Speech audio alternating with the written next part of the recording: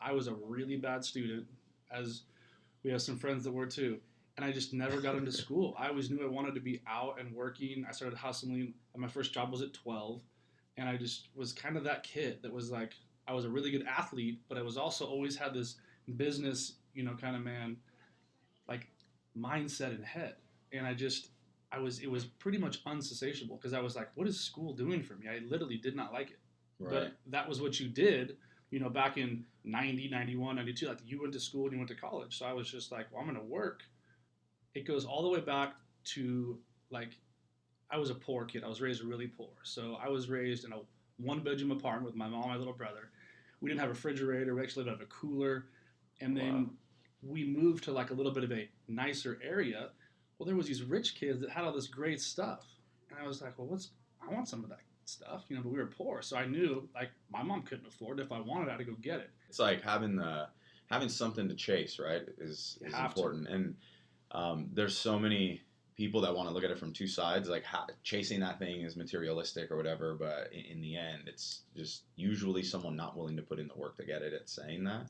But that's cool. From 12 years old, that's a serious hustle. So for the last decade or so, you've been in the RE business, real estate. How do you transition from what you were doing into now saying, you know what, it's all about the law of the land?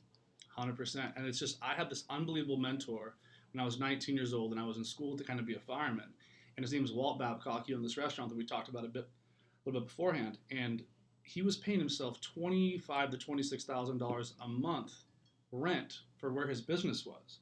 And the first time I saw him in the office writing a check, I was like, oh, that must be his cut because the restaurant's doing so well. It's like a 3-hour wait every night. And he just looked at me with these eyes. I tell this story a lot. He said, oh, no, Andy, this is my rent to myself. He goes, my cut is $100,000 a month. And I go, oh, shit. Wow. And he said, he like looked at me with these eyes I'll never forget. And he goes, Andy, always buy the dirt.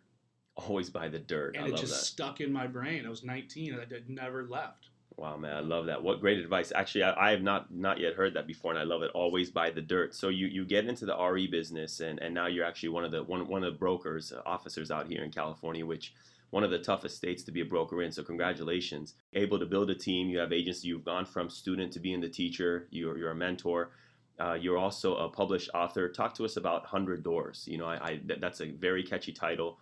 Walk us through how you come up with 100 Doors, the message behind it. Sure. So it was a mindset thing for me, and everything is mindset. That's why I love your guys' title. I love what you guys are doing here. Literally everything is between your ears. And walk us through now what the significance of 100 means for 100 doors. Is it knocking on 100 doors, having 100 clients?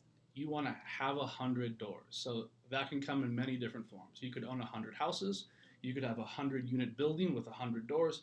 But the goal and the mindset behind 100 doors is, one, anybody can do it.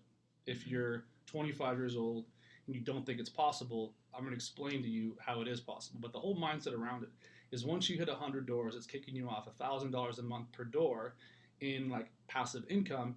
You're at just about $1.2 million a year for doing nothing. I know you've got a really cool story that kind of is all behind the work that you have done. Why don't you get into kind of sharing how did it go? Like, what was the first tattoo and how did it evolve? Because it obviously was hours of work. So I love this story because it's the story of like how the koi turned into the dragon.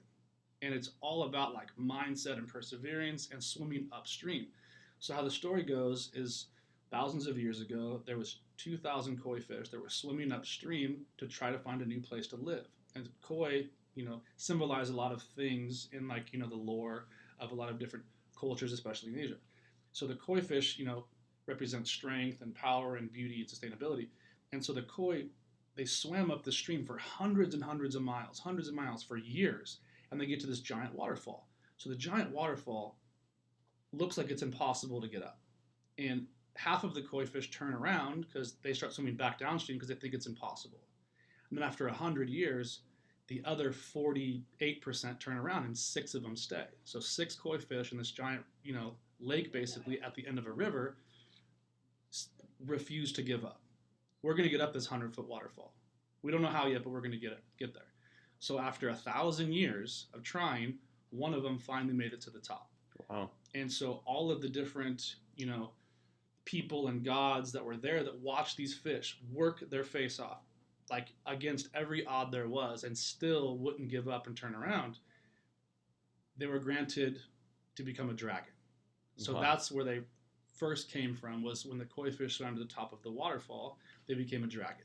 And that's where the 6 dragons first came from, is after one made it, the other 5 knew it was possible. The leader. So I've always loved that story.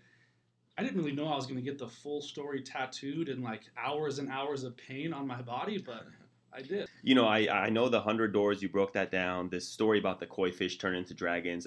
Thank you for educating, because that's actually something that I just learned right now. Did you know about that, Matt? No, man, it's a pretty cool story, and I think it relates so well to what's happening right now in the world because of technology. We have access to seeing what people do, whereas before we didn't. So you can actually watch someone kind of, quote, swim up the waterfall and make it, right? So these big entrepreneurial figures that are transparent in what's going on, like your Gary V's, Andy Frisella's, like Grant Cardone, all these different guys out there, they're like the dragons that have made it, sort of thing, right? And they're proof to swim up, and then it's our responsibility, like this podcast and connecting with people, to do the same thing, right? So like that next generation can keep seeing and doing, and it's cool to see the movement happen, but that story ties in well. I've never heard it. And I love it. I love it. Right. Investor right there. I love that. So is it fair to say that someone who's following a lot of your content, this is scratching the surface, but you go deep into these concepts and how to do it? And Absolutely. And so like it's the book really gives you the blueprint, and we're in Southern California, so we're in one of the hottest, most expensive markets there is. I moved to Cleveland and Nashville and Missouri to buy income properties because what I can buy an 8-unit building for in like Missouri, for example, that cash flows $2,000 a month, I can't buy half a condo for here. So for $180,000, I'm closing 8 and 10-unit buildings all day. I love it. And that's 20, 30 grand out of my pocket. I love it. 300.